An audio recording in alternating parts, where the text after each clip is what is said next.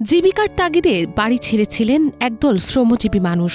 কারো চোখে ছিল পরিবারের স্বপ্ন, কারো মনে ঈদের ছুটি, প্রিয়জনদের সঙ্গে ভাগাভাগির আনন্দ।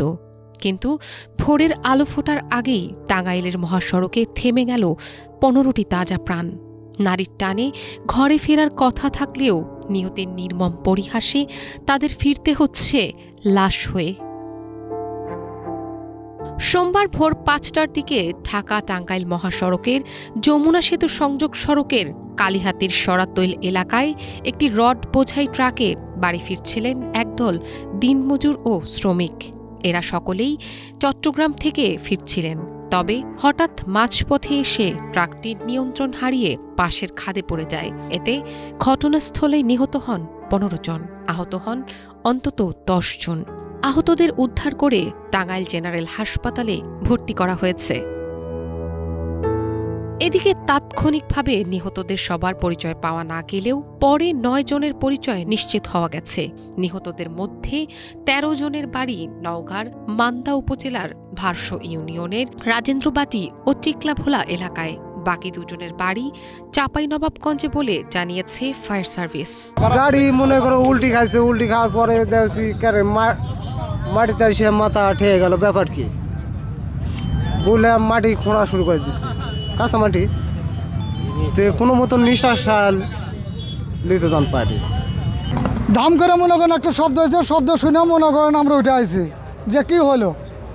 পরে এসে দেখি যে এভাবে পুলিশ টুলিশ আসলো। আসার পরে মনে করেন 2 জন মনে করেন এই যে একজন মনে করেন গাড়ির ছিল, 2টা লোক বাঁচাছে।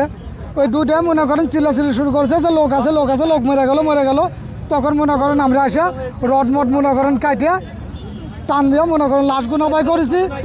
কোদাল আইনা এবং শাবল আইনা খুঁজে উদ্ধার করছি, কিন্তু আরটি উদ্ধার করতে পারি নাই। পট সরানো হয়েছে, অনেক হয়েছে। এখানে আমি সকালবেলা আসছি, সকালবেলা এসে দেখি যে এখানে 15টা লাশ পড়ে রয়েছে, আর বাকি 6 জন আহত হয়েছে, সিরিয়াস আহত। এই আহতগুলারে আপনার টাঙ্গাইল সদর হসপিটালে ভর্তি করা হয়েছে। আর যে লাশগুলো আছে 15 জন, ওগুলা ফায়ার সার্ভিস আসলে ওনারা এসে উদ্ধার করে বর্তমানে যমুনা সেতু পূর্বপাড় থানায় আছে। পুলিশ জানায় ঢাকা থেকে উত্তরবঙ্গের দিকে যাচ্ছিল ট্রাকটি। পথে নিয়ন্ত্রণ হারিয়ে সেটি মহাসড়কের পাশের খাদে পড়ে যায়। ট্রাকে থাকা অধিকাংশ যাত্রী ছিলেন দিনমজুর ও শ্রমিক। দুর্ঘটনার খবর ছড়িয়ে পড়তেই নিহতদের বাড়িতে শুরু হয় আহাজারি, শোকের মাতম। স্বজনদের কান্নায় ভারী হয়ে ওঠে এলাকা। দ্রুত গতিতে আমরা সেখানে চলে এসেছি। আসার পরে এগুলো সবগুলো সরানোর পরে 3-4 জন নিচে ছিল। ওই যে ছেলেটা কথা বললো, এটাও নিচে ছিল। ও মাটি খুঁড়ে সেখানে নিঃশ্বাস নিয়ে ও বেঁচে আছে আল্লাহর রহমতে। আর জায়গায় 15 জন এই মারা গেছে। আর আপনার 8 জন হাসপাতালে গেছে, তাদের হাত পা বিভিন্ন অঙ্গ প্রত্যঙ্গ ভাঙ্গে জুড়ে গেছে। এরকম অবস্থায় আমরা সাথে সাথে এখানে চলে এসেছি সবাই। আর কি জীবিত আছে নাকি? ড্রাইভার পালাইছে, ড্রাইভার তো জীবিতই আছে, ড্রাইভার হেল্পার ড্রাইভার বেঁচে আছে। নিহতদের মরদেহ শনাক্তে কাজ করছে পুলিশ। একই সঙ্গে দুর্ঘটনার কারণ অনুসন্ধানেও চলছে তদন্ত। আপনারা ইতিমধ্যে অবগত হয়েছেন যে আজকে ভোর 4টায় চট্টগ্রাম থেকে একটি ট্রাক আসছিল। ট্রাকের মধ্যে রড ছিল, সেই রডের উপরে ট্রিপল দিয়ে ঢাকা ছিল এবং তার উপরে কিছু যাত্রী ছিল। যাত্রীগুলো উত্তরগামী যাত্রী ছিল।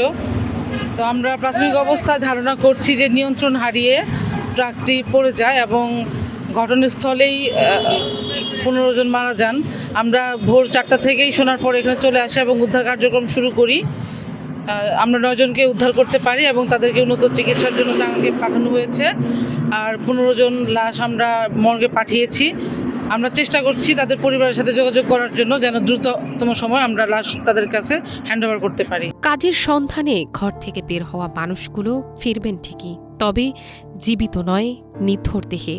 টাঙ্গাইলের মহাসড়কে ছড়িয়ে থাকা রক্ত আর দুমড়ে মুচড়ে যাওয়া ট্রাক যেন আবারও মনে করিয়ে দিল একটি দুর্ঘটনা মুহূর্তেই ভেঙে দিতে পারে অসংখ্য পরিবারের স্বপ্ন, কেড়ে নিতে পারে তাজা প্রাণ। Bangla vision news desk.